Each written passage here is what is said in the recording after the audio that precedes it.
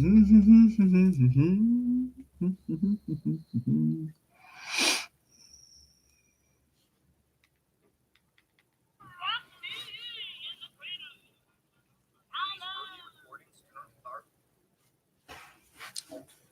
there?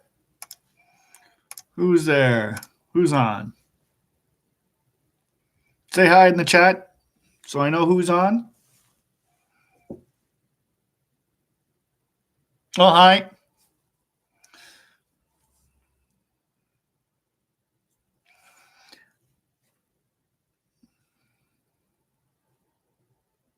I wasn't so much. I'm waiting for one student, and he wasn't on earlier for 15 minutes, and then I don't know. I heard that he might be getting on late, and so I'm going to see if he's on, but I don't think he is, so I might not be back on until much later again if he's not on. Why did I delete the last video? Because it was not me doing nothing for 15 minutes, pretty much. So, yeah. So I don't think it's relevant for me to keep it. I'm not keeping it for people to watch later if it's nothing. Yeah. It'd be a waste of your time, I think. Right? You have 29 subscribers. Yeah, something like that. Yeah. That's most of my students, I think. So much. Yeah. I only need 930 more, 31 to get monetization, to make money. So, and so many, not so much. You'll get 100.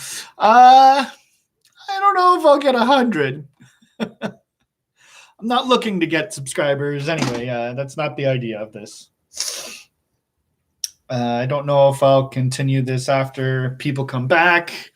I don't think I will. I like to have people in class. Well, see, the problem is I'm teaching every day when you see me streaming normally. So that's the only reason I'm doing this, because people aren't able to come here right now. I much prefer people being here to teach than through the camera this way, because it's a lot harder to interact if you haven't noticed. It's a lot harder for me to communicate with the students and things like that to make sure exactly if they understand. And so there are advantages for it. I can teach lots at the same time, sure, but there's also disadvantages. So it's not just good or bad, it's just different. And I know a lot of people could prefer this way because you don't have to leave home and you can have a lot more classes. Oh, somebody's calling. 1 second. Yes. Oh, I don't see. I see Maddie. And that's you.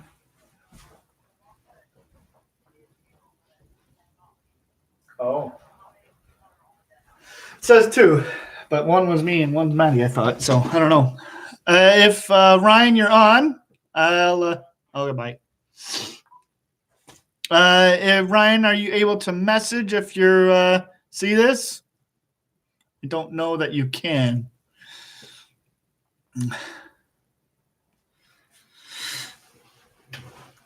Because I also need your. Oh, there's another person. Oh, and gone.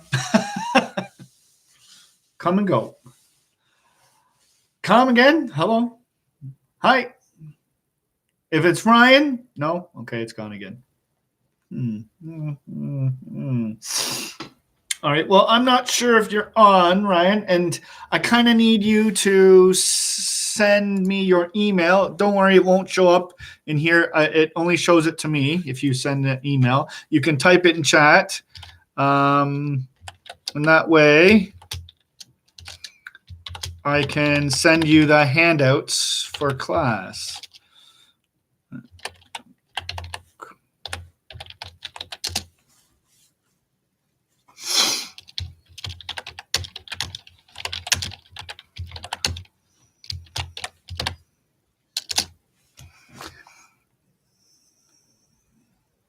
Hmm.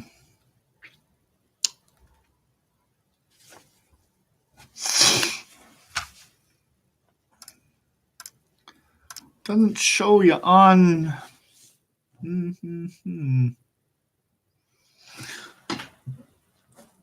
If you are seeing this, which I don't think you are, hello. Okay, well, all right, but I can't send him anything.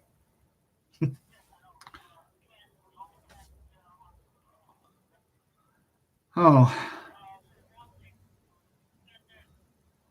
that makes. Okay. She sees me. You can see me.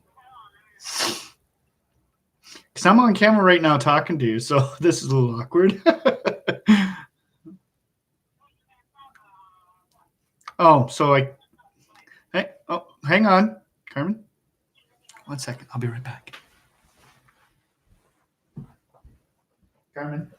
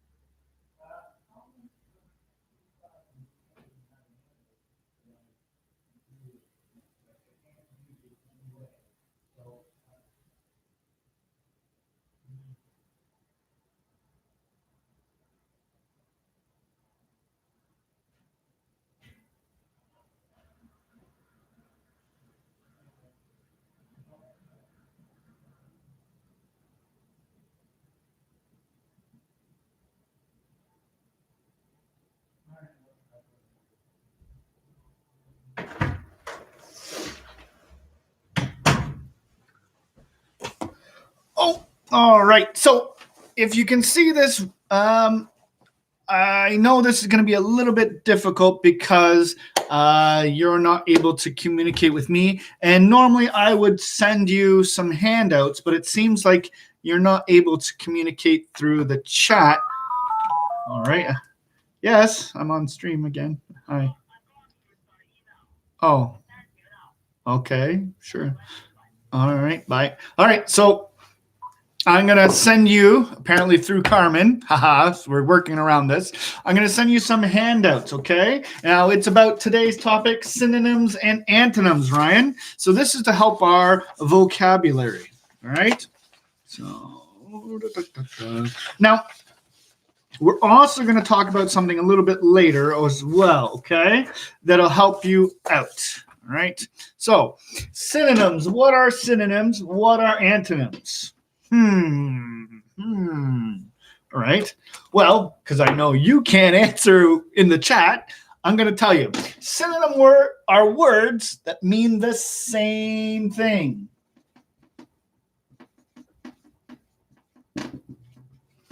Right? Same meaning. Antonyms are the opposite meaning. And now this is really important, and I know that your work when you write for me is not always using a lot of these kinds of words, and we have to not use the same words again and again and again, right? Because if we do that, our teacher, for one, at school doesn't like it very much. They want us to use lots of different words, correct? So I think we should practice that. So for that, oh, here we go. I've got your email, and I'm going to send you some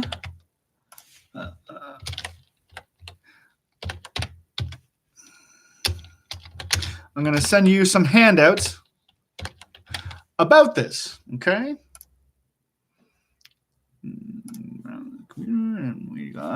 which one did I want to send you first?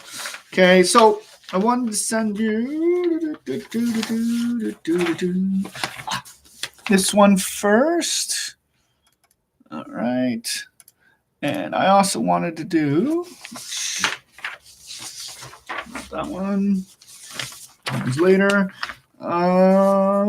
This antonyms.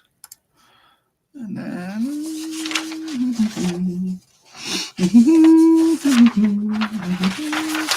okay. And then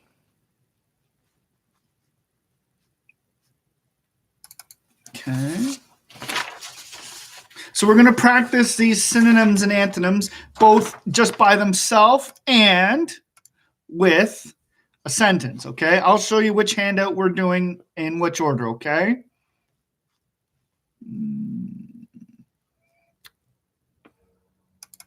Okay. And then one more about okay.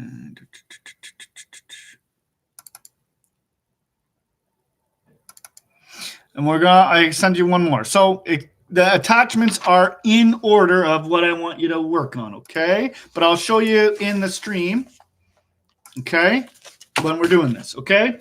So the first handout you're going to look at is this one, words with similar meaning, okay?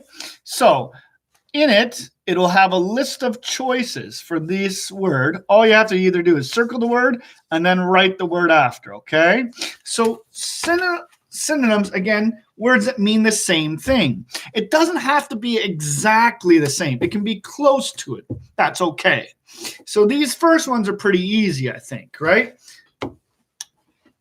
So, for example, if we have like the sheet, words with similar meanings, this one here, we have the word small. But small is a boring word. And when we write a sentence, we don't want to just keep saying the same word. There was a small ball with a small hole with a small something, something, something, right? That's really boring, okay? We want to change up our words. So I have in the choices, obviously this one's really easy because it's the first choice. It has some choices in the first handout, right? It has small. Does it mean the same as large, tiny, or fat? Well, obviously it's not large because that would be an antonym. Opposite, right? Tiny or fat? Well, small and fat don't make sense being the same thing. So obviously it's tiny. That's really easy, all right? And I know it starts out really easy, but the more we practice it, the more we think about using different words. So some of these are easy, sure, but it helps us to think about not using the same words again and again and again. We want to practice a variety of words, different words, to make our writing a lot better. So when we do a sentence, the small dog ate something. And then the tiny dog did something else, right? We don't want to use the same word again. And that makes it a lot better when we're trying to express ourselves in any detail writing. Like I get you to write about details, right? Well, when we do that, we can write a lot more details, but make it sound less boring by using different words, all right? So hopefully you're working on this right now. I want you to circle whatever ones you think are the answers here, okay? All right. Now there is, and I've answered these before. So this one is next. Now I know I'm going kind of fast, but we also kind of started kind of late, right? And so I'm trying to show you so you can work on it for homework. If we don't have time to finish that now, that's okay. Okay. So this next one, antonyms, obviously, again, when we're talking about something in our writing for school, your teacher loves to compare things. And when you go into EQAO next year, using synonyms and antonyms is very important, right? Because again, a lot of the test wants to check a lot of your vocabulary, different words. And when you do the writing section of EQAO, they will want to see you use different words and opposite words. Why do we like opposite words? Because antonyms we use to compare, right? And by comparing, it helps us make a better writing argument, right? So I said, if I talk about two things with the opposite meaning, I can talk about that. Like Calvin is very fat, whereas Ryan is much thinner. So I'm using opposite, fat, thin. Those are antonyms, right? And that way I can compare my writing. So by doing that, we're using antonyms, makes our writing a lot stronger. And it's not hard words either, right? If you're talking about your day, Ryan, so let's say you have class and you're writing about class that you had. You had this amazing class, this awesome class, this exciting class. You're using a lot of synonyms, but then you can compare it to maybe a class that you thought was the opposite, right? Not amazing, not exciting. Maybe you thought it was a really boring class, really tiring class, really a really uninteresting class. So that way you're writing, it makes it much easier to write more details and a lot more variety of details, right? Right. Okay. So I also have sentences with this as well. So we have a practice sentences with synonyms and sentences with antonyms, okay? Now, I didn't answer this one, so that one's okay for me to show you. Right? So in this sentences one, it's the underlined words you're going to replace with one of these words here, okay? So, for example, his uncle brought a birthday gift wrapped in red paper. So what would be a synonym for that? And same idea for this one, antonyms, right? We want to change, we live far from my grandma, or my teacher gives hard homework. What would be the opposite of hard and far? It's one of these words here. Not too difficult, but again, it's to help us and practice writing. Oh, okay. He's trying to get his own. Okay, that's okay. Subscribe. Yeah, okay. So that way we can write our own details, own ideas with a lot more ability to compare. And by saying the same thing, we can say more details, right?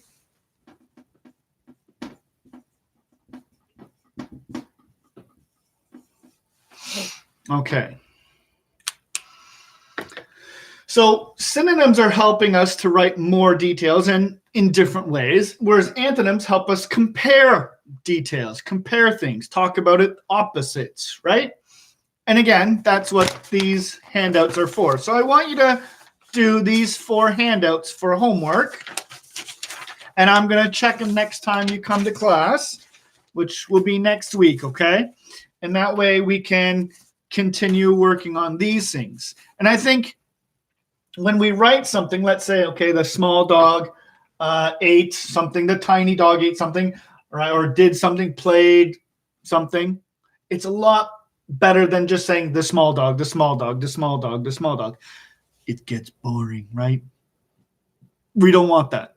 So I also have a list from when you come back that you can look at, and if I can find it, I'll email it to you as well, okay? And it has a lot of common synonyms for lots of different things, for things about size, for things about how happy or how sad to express yourself, right? Because I know sometimes thinking about these words is a little bit, oh, what's another word? What's another word? I have a handout that has a lot of the common ones that you would probably write about. So let's say, for an example, I want to use talk about my day, right? So we know I want to use some synonyms and antonyms to give more details that aren't boring, and I want to compare, right?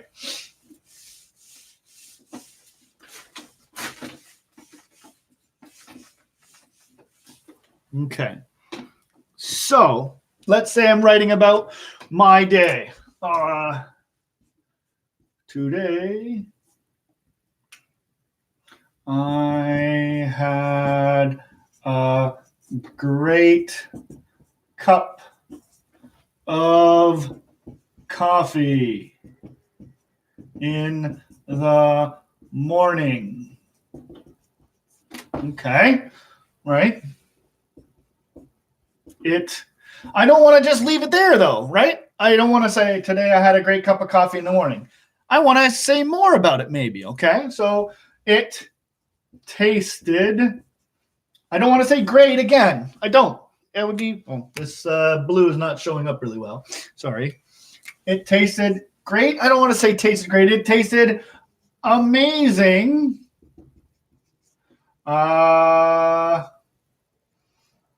So early in the day, right? And that way I'm not saying in the morning again, I'm saying in the day.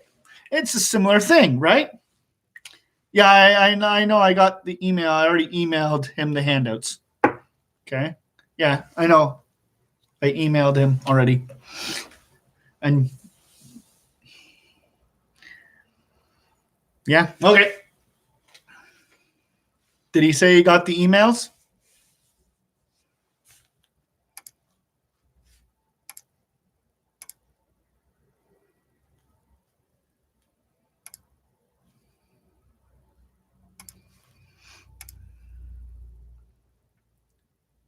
No, I sent them. Okay. I'll try again. I'll send them emails again, okay? Just really quick.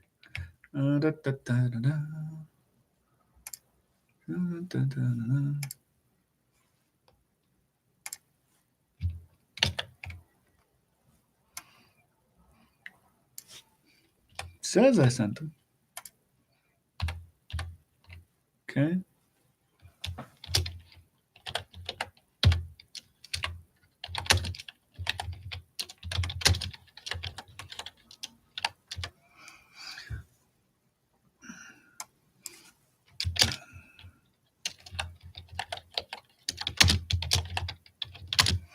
Okay, so the email will be Calvin's class synonyms and antonyms. It's from Calvin_Collins00.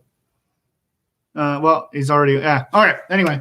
So I sent it again anyway already. So today I had a great cup of coffee in the morning. It tasted amazing. So I don't want to use amazing again so early in the day. Again, day and morning. Synonyms, right? And maybe I want to contrast. After I had something terrible, a terrible drink, right? A terrible juice. It tasted awful, right? It tasted awful. Oh no, right? So terrible, awful, also synonyms, but also they're antonyms to great and amazing. So that way I can write a lot more detail, okay? So again, for homework, I want you to practice those handouts I gave you about the synonyms and antonyms, both the words and the sentences, okay? And that's good practice. I would like you to also write about your day, okay? I want you to write about your day. I want you to use synonyms and antonyms, right? Okay, so you're going to do these handouts and write something about your day. Next, I also sent you something that we need to work on, because this is not the only thing I want you to do, okay? Hopefully you understand this. It's not too hard. If there's any ones you don't know, well, the great thing is that there is a list of these, and there is only so many choices, right? So in it can help you figure out, all right? So you can, if you don't know one, skip it, come back to it later, okay? Because it will, you can try the other ones and then you can cross out because you only use each once, okay?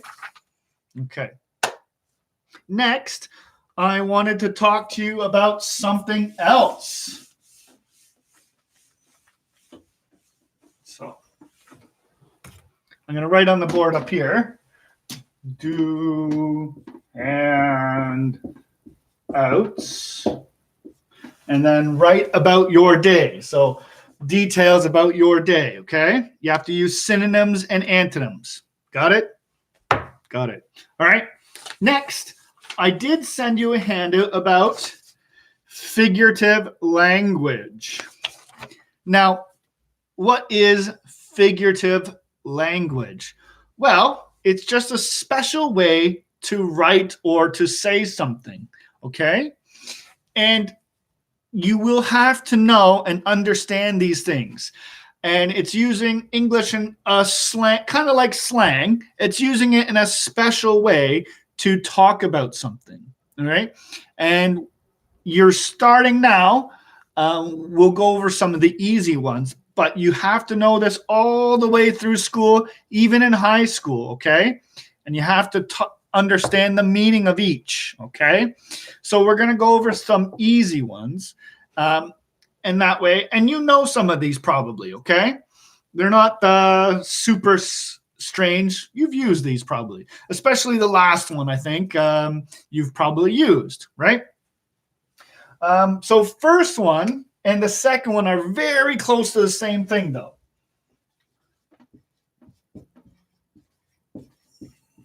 We have a metaphor and a simile. Now, maybe you've heard of these before.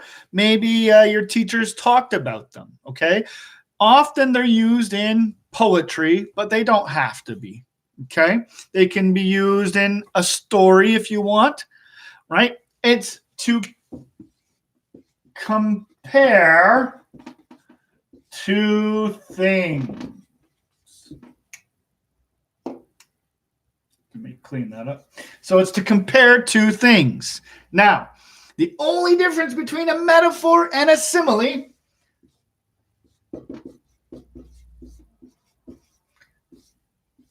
a metaphor compares two things, and a simile compares them, but with like and as. A metaphor, no like, no as. Okay? That's the only difference between those two. I know it's weird. Why call them such a different thing when it's only like and as is the only two difference, but they do the same thing. Because English is weird sometimes, right? So metaphor, like the class was a zoo. That's a metaphor. I'm comparing one thing to another thing. So I'm comparing the two things, right? So metaphor, the class was a zoo. You understand, I think. If I call the class a zoo, what does that mean it is? It means it's crazy, right? So we use that to compare something. That's the special name. You probably know that one, right? You've probably heard that. Okay? All right. So same with a simile. The classroom was like a zoo. I've changed the metaphor to a simile because I used the word like, right? So the classroom was a zoo. I'll write that one in.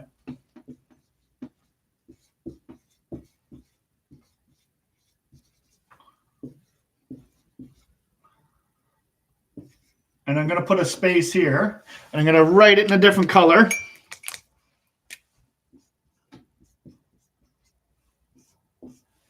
So if I don't have the like, it's a metaphor. If I have the like, it's a simile.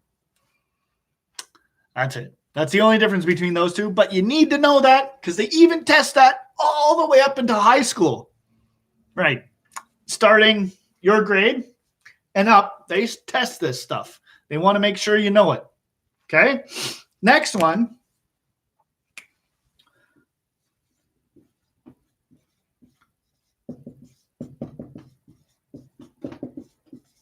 This one's a little bit harder. Personification. Well, that's a really big word, but that's okay, because the only thing you really need to remember is this word. Part of it, person. So personification is where I take something that's not a person and I give it an idea that only a person can have. Okay? So I can describe things, people and things, like the colors and the shape, right? Is a big cup. Calvin's a big guy. This is black. Calvin's wearing black, right? That's not personification. What is personification is giving something that can't have a person feeling or ideas and talking about items that have that. So if Calvin is tired, I can be tired, right? But can a cup be tired? I can, in English, I can say, oh, that tired old cup. Well, can a cup be tired? No. But that's called personification because you understand the idea, right? The idea that the cup looks like it's kind of tired if it was a person, right? And that's why it's called personification. You're giving a person's idea or feeling to something that can't have it. Okay? So we use that as well in a lot of stories, okay? All right, you might see that in some of the stories you've read. That's great. All right, I'm going to erase this example, okay? All right, the next one is, and this one's, I think, pretty easy because it's pretty easy to see. Alliteration. Alliteration. This one, again, really easy. I think because we often see it in poetry, but it's using the same letter. Instead of, rhyming, hat, cat, bat, fat, sat, mat, tat, rat, right? It's the end sound that's the same. Well, alliteration is the first letter is the same. So I can write something like Ryan ran, rings, right, red rooms. Now that doesn't make any sense, that sentence, but you get the idea, right? Because it's using R, R, R, R, R, R. I think that'll make sure it doesn't look like a V. So it's R, R, R, R, R. So metaphor, simile, alliteration, personification. So alliteration, again, it doesn't have to be every word, all right? So Ryan ran rings right to the red rooms. I can have, not every word has to be R, okay? But if most of them are, or a lot of them are, alliteration. Perfect. Okay? So next I have, there's only two more for this, and I'm going to have to erase my example again because I'm running out of room. I want you to have these here, the names.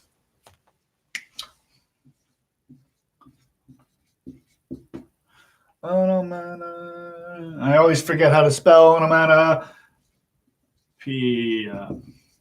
Onomatopoeia. It's a big word. It just means sounds. Just sound words. So in the handout, it does talk about all these. I've given you a handout with these ones, plus the next one that we're going to talk about in a second, okay? So onomatopoeia is just sounds. Bang, smack, clang.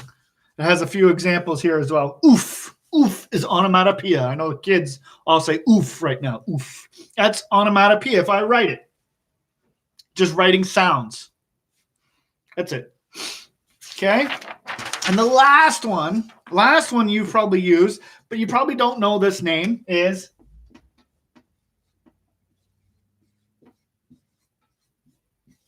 Hyperbole. Okay? Hyperbole. Now, what is hyperbole?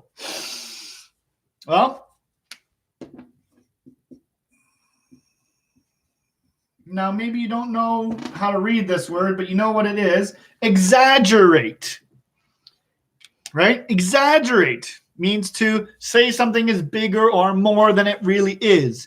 I'm so tired, I could sleep for a year. I ate so much, I think I'll explode. I'm so hungry, I could eat a horse or an elephant, right? I'm so excited, I could jump to the moon, right? Anything that's super big when you're talking about it is hyperbole or exaggeration. Often you see the word so in the sentence, not always. Anything that's like, oh, I ran 100 million kilometers. Well, it doesn't have the word so in it, but 100 million kilometers, I don't think anybody could run that, right?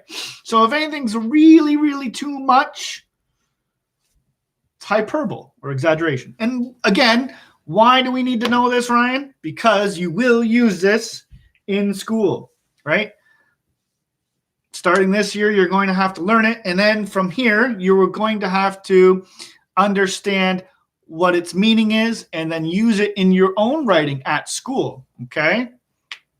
So it's very important that you know this. Okay, so homework as well. I want you to do about these figurative language as well. This handout here. So it has the examples you can look at again. Okay, it explains it all the way to hyperbole. And then you have to mark down which one do you think it is here. All right, in each of these examples, there's 15 examples. You are going to decide which one it is of these. If you don't get them all right, that's okay, because we're just starting, okay? Okay. I've had even grade 5s and grade 6s, they don't know all these yet, and that takes a little bit of practice, okay?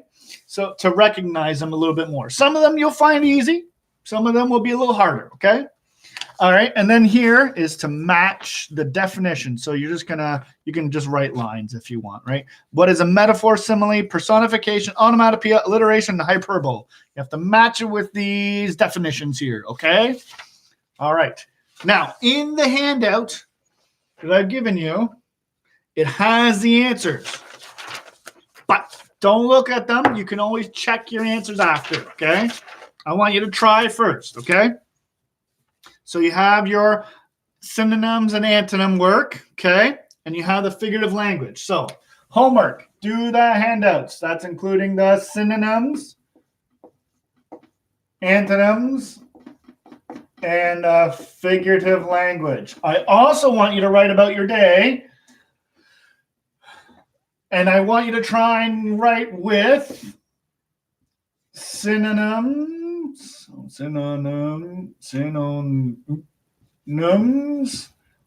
antonyms,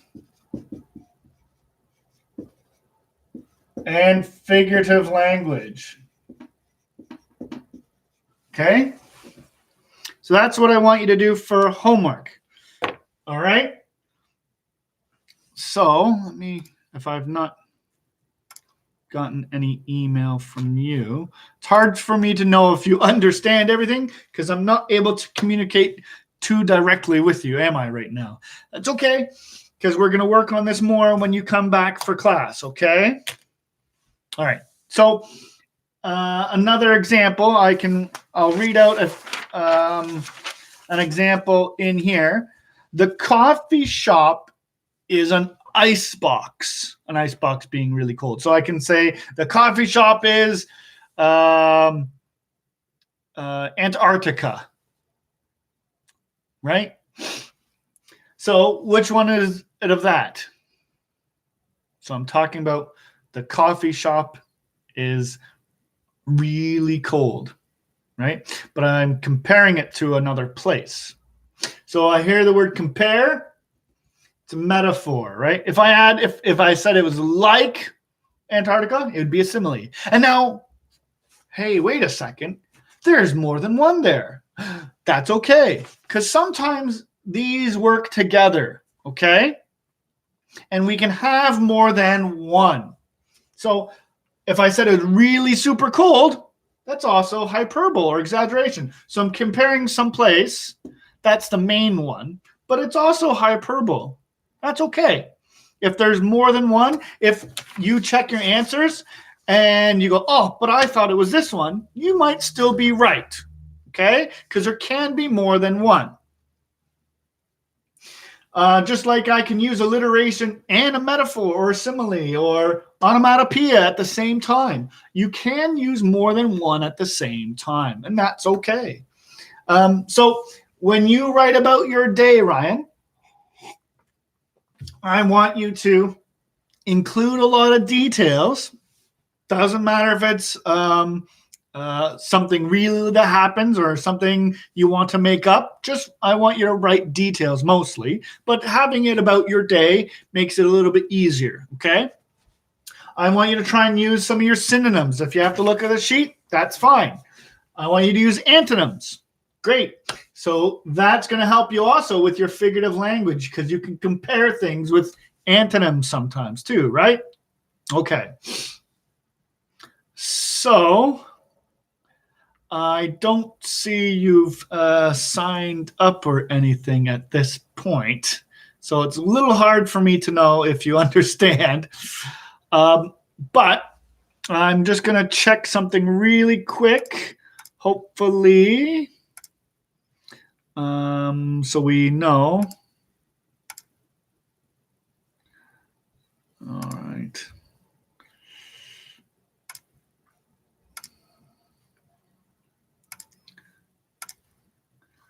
I'm going to try and make it so we can, I know if you've seen or got it, okay?